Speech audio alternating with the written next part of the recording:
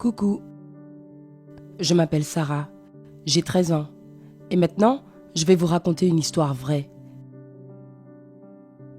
Et les histoires vraies n'ont pas tendance à avoir une fin heureuse. Alors installe-toi. Récemment, ma famille a traversé des moments difficiles. Mon frère et moi ne nous en remettons toujours pas. Il se trouve que je suis arrivée au monde assez tard dans la vie de ma mère et que je suis une fille. Ce qui est encore pire, enfin, je suppose, double problème. Oui, bien sûr, ma mère m'aimait de tout son cœur, mais parfois c'était tellement agaçant. Mon père nous a quittés quand j'avais 3 ans, alors... Bref, mon seul rayon de soleil, c'était mon frère. Il est tellement cool, on peut vraiment parler de n'importe quoi et de tout ce qui nous passe par la tête. Mais je dois avouer que je l'enviais un peu. C'est un adulte maintenant, alors il a le droit de faire ce qu'il veut. Il sort avec des amis, va à des soirées, conduit une voiture, et je n'ai jamais été autorisée à y aller avec lui. Notre mère avait toujours une bonne raison pour me faire rester à la maison. C'est trop dangereux, Sarah, trop tard ou trop risqué. J'étais de plus en plus énervée contre ma mère, jour après jour, au point que je ne cherchais même pas à écouter ses conseils. Même quand elle essayait de se rattraper avec moi, je continuais à lui faire la tête. Et je ne comprenais pas comment mon frère pouvait la supporter. Ils avaient de longues conversations et tous les dimanches, ils allaient prendre un café au coin de la rue. Je ne suis jamais allée avec eux parce que je ne voulais pas faire partie du public des discours de maman. Un soir, mon frère est rentré de l'université et m'a dit qu'il avait pris la décision d'aller au Grand Canyon avec ses amis. Il avait économisé de l'argent depuis longtemps, il rayonnait d'excitation. D'un côté, j'étais très heureuse pour lui, mais de l'autre, la dernière chose que je voulais au monde était de rester seule avec ma mère pendant les vacances d'été. J'ai donc demandé à mon frère de convaincre maman de me laisser partir avec lui.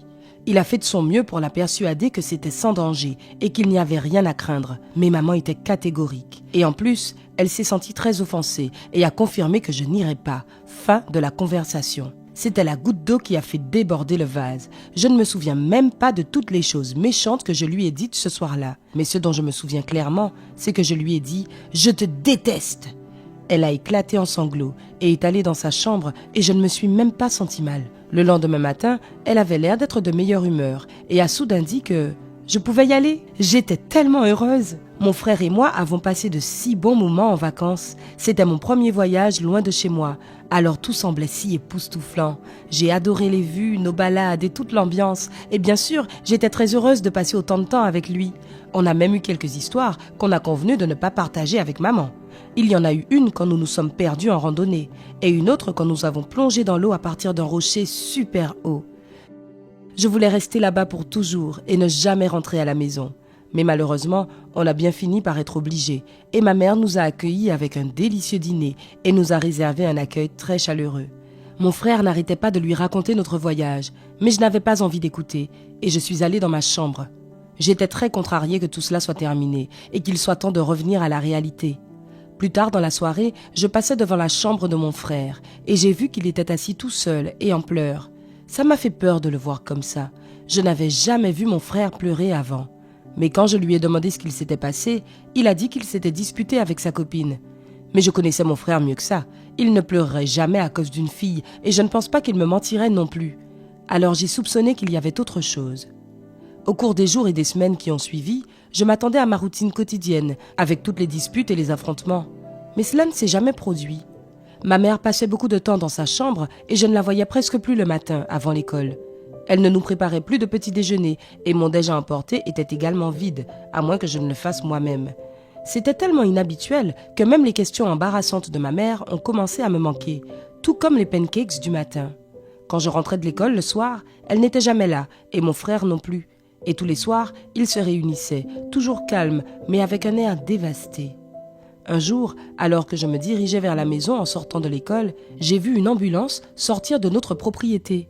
Je me suis précipitée à la porte et j'ai été très surprise de voir ma tante Lizzie, la petite sœur de ma mère, dans notre couloir. Tante Lizzie vivait dans une autre ville, loin de chez nous, et venait très rarement en visite. Elle ne souriait pas et ne m'embrassait pas comme d'habitude. Elle avait l'air très inquiète. Et puis... elle m'a dit qu'elle avait été la première à savoir que ma mère avait un cancer. Et elle m'a dit aussi combien de temps ma mère avait essayé de me cacher la vérité. Mon monde s'est écroulé. Tout s'expliquait. Je savais maintenant pourquoi mon frère pleurait ce soir-là, après le voyage. et où lui et maman avaient passé leur journée ensemble tout au long du mois. Mon frère est revenu de l'hôpital tard ce soir-là et nous a dit que maman devait subir une opération urgente. J'ai insisté pour aller à l'hôpital, alors nous y sommes allés le lendemain. Ma mère avait l'air toute malade et épuisée, et c'était même difficile de la reconnaître. La première chose qu'elle a dite était « Je suis désolée, Sarah ». Elle m'a dit qu'elle était désolée de n'avoir pas voulu me laisser partir au Grand Canyon avec mon frère. Elle savait qu'elle était mourante et voulait essayer de remettre notre relation sur les rails avant qu'il ne soit trop tard. Mais elle n'avait fait qu'empirer les choses au final. C'était la première fois que ma mère et moi parlions, genre vraiment parler. Elle m'a parlé de sa jeunesse, on a beaucoup ri. Il s'est avéré qu'elle aimait aussi faire la fête quand elle avait 13 ans. Je suis rentrée chez moi avec un esprit plus détendu. J'avais ce nouveau sentiment de paix, de calme et de bonheur. J'ai commencé à cuisiner le matin. Mon frère a même dit que ce n'était pas mauvais. Les médecins ont dit que maman allait mieux et on avait hâte qu'elle revienne à la maison. Mais la vie a eu d'autres projets. Je me souviens de ce matin-là et de l'appel téléphonique et de mon frère tenant silencieusement le téléphone pendant une éternité et du lait coulant de la bouteille que tenait tante Lizzie. Ça fait 2 ans que notre mère est décédée. Nous essayons d'avoir une vie normale et heureuse, mais nous réalisons que ce ne sera plus jamais pareil. Tous les dimanches, nous allons dans ce café au coin de la rue où mon frère et ma mère avaient l'habitude d'aller. J'aurais tellement aimé mieux la connaître quand on avait le temps. Mais la vie n'est pas un jeu et il est impossible de recommencer à zéro. Ma mère est partie et il n'y a aucun pouvoir dans le monde qui la ramènera ou qui changera le passé. Un passé où je serai toujours la fille qui traitait sa mère comme une ordure. Mais maintenant, je sais à quel point les temps sont durs. Est-ce que tu as déjà été victime du temps qui passe ?